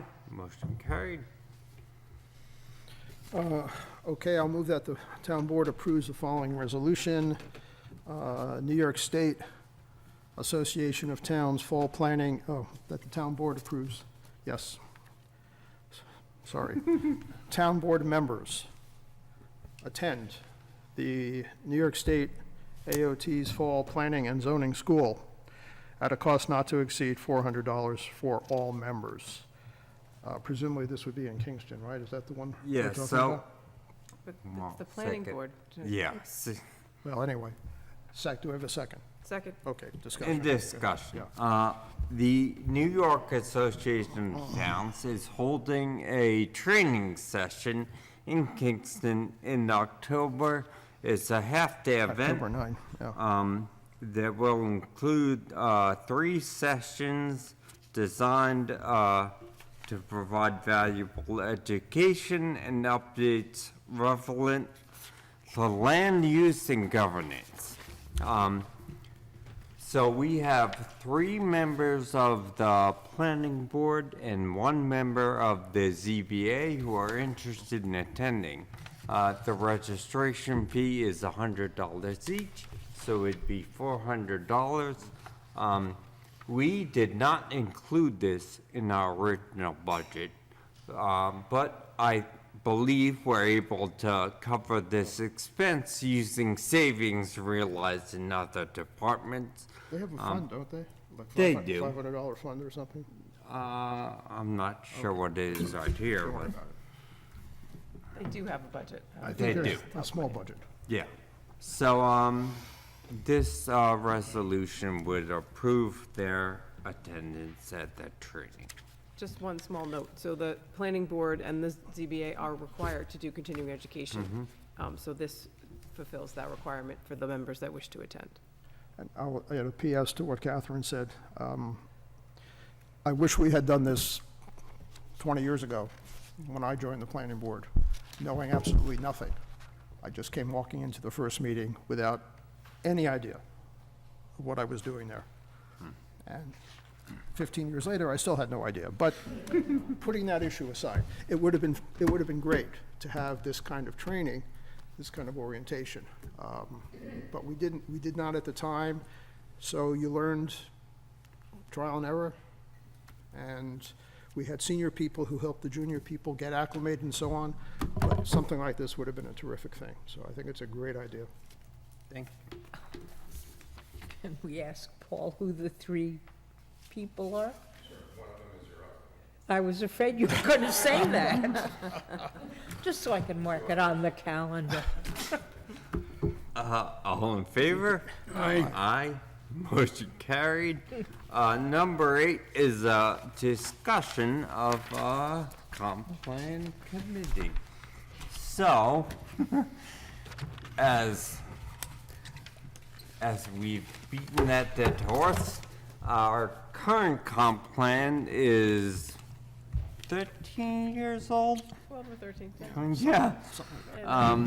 And we need a new one.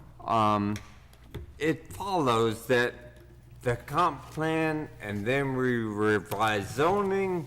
We didn't expect zoning to take 12 years. And then after that, another comp plan. But the comp plan should be updated about every 10 years. Now, there are some towns that have gone 30 years. Bet on them. So I think there's a lot of preliminary work. So we can start to think about forming a committee now in anticipation that the zoning revision will be passed. And I'd like to ask Catherine and Elliot to work on finding members of that committee. And I certainly have a lot to forward to them. And we can start that process. Any other? I would only say that I would like very much, and I'm not sure when in the process this happens, but Adriana, who is the planner that the planning board's been using, has been fantastic, and I think that she would be a great resource, and I'd like to really probably get her in from as soon as we get rolling. Yeah. I think it will streamline it and make sure that we do a really good job. Thank you. Any other comments? All right, number 9. Yes, I asked this to be put on the agenda, partially because I am not liaison to rec, but I had the great pleasure of taking my grandson to both of our beautiful parks last Saturday, Franmark and Friends Park. And I noticed that the playground equipment at Fran Park really needs to be replaced. As some of you know, I work at a school, and they have to do daily playground inspections, and I am responsible for producing those lists. And as I walked around the playground equipment, I'm mentally checking off the boxes that would have been checked as needing attention. So I just wanted to put it out there, that it's a big project. I spoke to Dan about it. He's in favor. I assume we're gonna have to do some serious fundraising because we don't have the taxpayer funds for a new playground. We're talking probably, well, I was gonna get an estimate, but I'm thinking probably almost $50,000 to $100,000 for a really good playground. So I'm just putting it out there. If anybody has any thoughts or really loves to do fundraising, let us know and we'll work as a team. So. Any other comments? Thank you. I would go back to a previous conversation about training for planning board. They had $250 budgeted this year and have already spent $100. I thought we gave him a raise. I think we need to make a note. I They already need a little more money. made that note. We've been giving him $250 for 20 years. Yeah, yeah. I know, I mean, it's kind of an important spot, so Resignations, we have none. Approval of warrants. All right. Be it resolved, the town board approves the July general fund warrant vouchers number 290 through 347 totaling $37,607.90, and the July highway fund warrant vouchers numbered 198 through 228 totaling $61,376.66. I have a second? Second. Any discussion? All in favor? Aye. There is no motion to move funds this month. I make a motion to approve the June supervisor's report and May also. Second. Elliot, second. Any discussion? All in favor? Aye. Aye. Motion carried. Any other announcements? All right, we are having a second public discussion about anything related to the town. Would someone like, all right? So I make a motion to open the floor to public discussion. Second. Is there a second? Any discussion? All in favor? Aye. Motion carried. My name is Norman Barron. I live on Fiddler's Bridge Road. And first, I wanted to thank the board for your patient and thorough approach to all of that's going on with the zoning and the conference. It's very much appreciated. One comment about the sign, the speed sign on Fiddler's Bridge Road. They're very effective. There was a bike race there last year. They put up a sign, and immediately there was an improvement. We have cars flying up and down that road. We have young people on unregistered vehicles flying up and down the road. Our concern is they're going to get hurt. They pop wheelies at 40 miles an hour. And I think that besides the sign, what's really needed in addition to it is enforcement. Because as soon as you take that sign away, all of those work trucks, because time is money, they come flying down that hill, going very fast in empty trucks. And so if you could work in something about enforcement for that so that it lasts, and then looking into whether or not all the vehicles that are using that road are registered. But that takes, a police officer to look at that. And the other question was about the cell phone service, which is greatly needed where we live. We basically have none, and that's at the corner of Browns Pond Road and Fiddler's Bridge Road. Will there be a survey going out so we can let you know exactly how terrible our situation has been since we moved in there? I think we know already how terrible it is. I think we know where the dead spots Yeah. are. Thanks a lot. It was wonderful to see the board. We're going to work hard on that. Thank you very much. Also, if you can send me an email, I can send you a contact with the sheriff about motorcycles and dirt bikes. They Great. have a division. I was gonna say, it would be the sheriff that would come and monitor speed Okay. and ticket people, obviously, if they were above the speed limit, so, you can reach out to them, but maybe we can ask us. Yeah. That'd be Are you great. referring to that, when you said sign, the electric thing on wheels that moves around and clocks people's speeds? Is that what you're Well, referring well, to? that's exactly what I'm talking about, but it works. Yeah. But as soon as they take it away, Well, Yeah. so, since there's no Is enforcement, that the it's, sign, the kind of sign? Except It it goes doesn't- down, there are other roads that need it too, so that's the thing. But It I- moves So around. it moves around town to Utility if different we don't. locations. Is that okay. the sign So they're you're gonna talking send, you'll send about? an email and that'll have a link to the sheriff?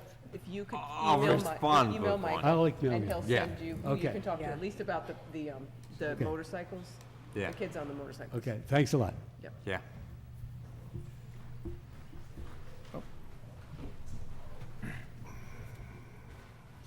I just want to thank you for approving the letter of support for the Clinton Historical Society. We appreciate that support and also, of course, past financial support and assistance that the town has given us. Very important. Thank you. Thank Well- you. You're welcome. Hello, Rich Morris on Hollow Road. The training thing in Kingston, is that open to anybody or just members of the different boards? And if we could get, say, some young people, future members that might want to be members, can we encourage them to go? And can we find funding for it, or maybe even if they're willing to pay for it themselves? And, anybody that wants to be on the comprehensive plan committee might be really good to attend as It's just a well. thought for you guys to, Yeah. I don't, to go over.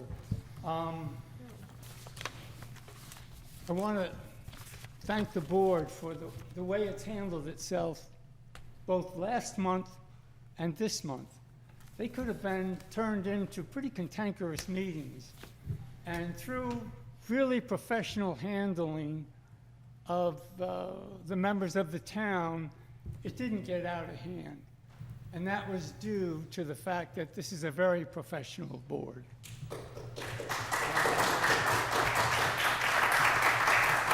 Thank you. Not done yet. I want to say that the garden tour was a great success that Marion reported on. I want to give a personal thanks to the highway department. As I was in charge of parking, they loaned me cones, they loaned me, the shirts. And one reason that it was a success was because of the participation of the board. A majority of the board was involved with it.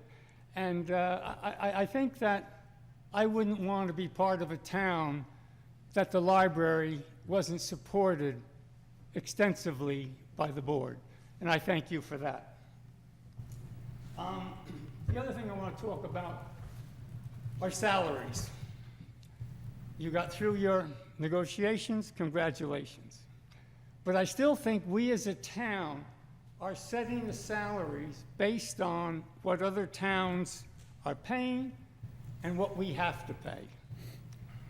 There was a recent study that came out, and this will shock you, that that came up with a living wage, and it based it on 50% of one's income would go towards necessities, 30% towards disposables, and 20% left over for savings. In New York State, that required a salary of $150-some thousand.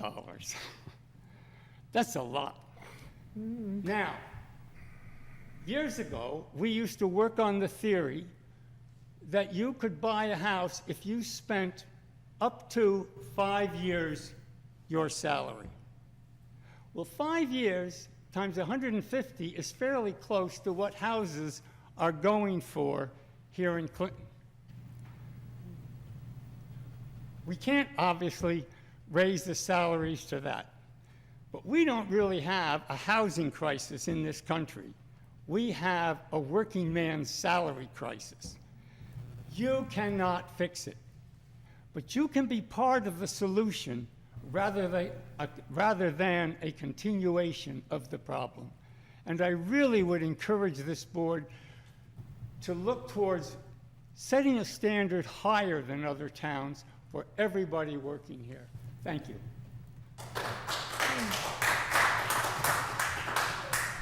That includes the board, I assume? Oh, just checking. you should be able to bend it down, Judy. There you go. Okay. Judy Maelstrom, Browns Pond Road. I'm here to echo the upcoming Repair Cafe. I like to say who the kind of people who are coming is, who are going to help is Tom Mackin and Donnie Lansbury, who's going to be doing small engines.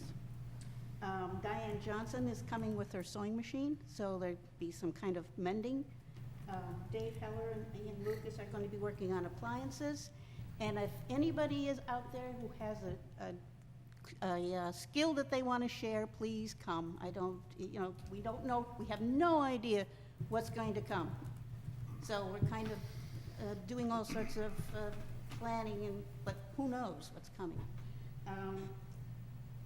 The reason for a Repair Cafe is really important because we need to start thinking about a resource that we're losing and we're burning or we're putting in a landfill. So these are very important things that we work on. So please come, and thank you very much. Thank you, Judy.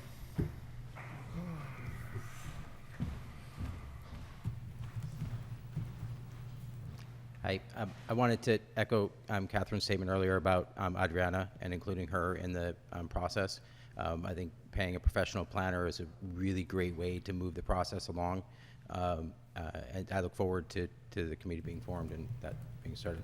I wanted to mention to the board, and you may know this, but New York State, through their Smart Growth Program, offers grants specifically for writing comprehensive plans, and that can provide quite a bit of funding to help cover the costs of not just creating the plan, but creating it in a real comprehensive and quick way.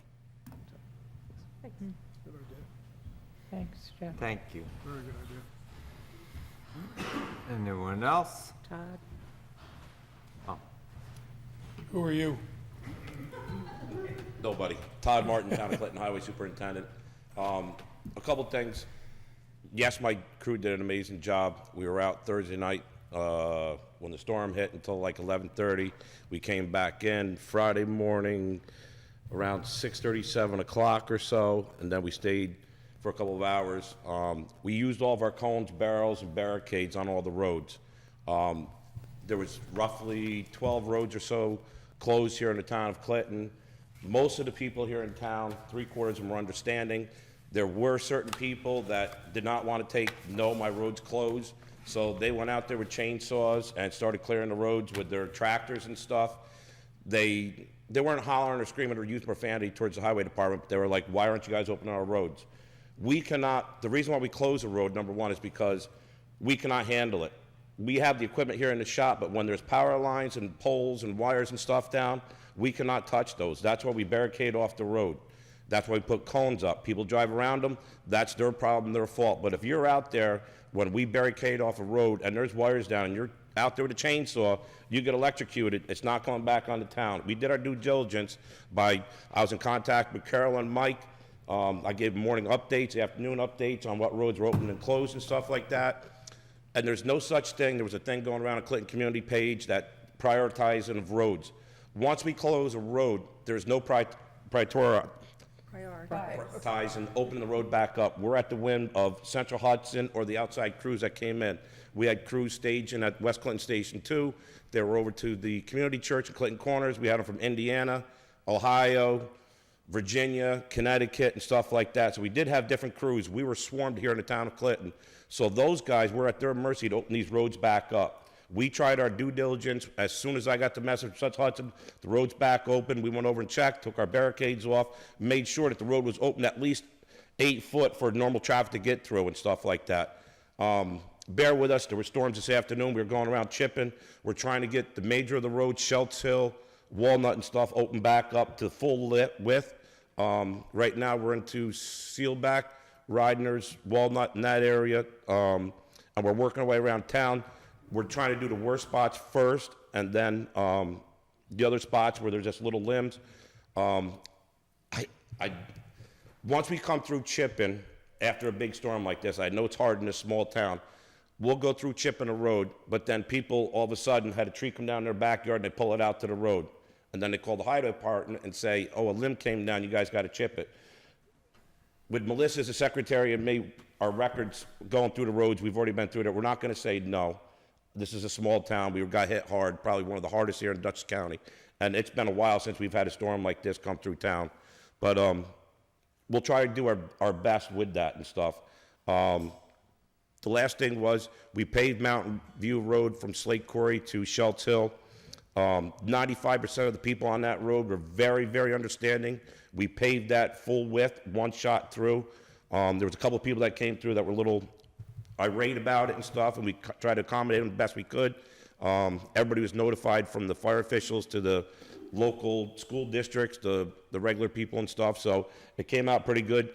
We're going to be behind on putting shoulders on that road, so please bear with us on that. And the dirt roads, I know they're a mess. That was our next thing before the storm hit, so the dirt roads are going to be put on the back burner until we clean these roads up and get them passable for the fire departments and the highway trucks and stuff. All right? Thank you. Thank you, Ted. Anyone else? All right. I make a motion to return to the regular order of business. Second. Any discussion? All in favor? Aye. Aye. Motion carried. I make a motion the town board adjourns the meeting. Second. Any discussion? All in favor? Aye.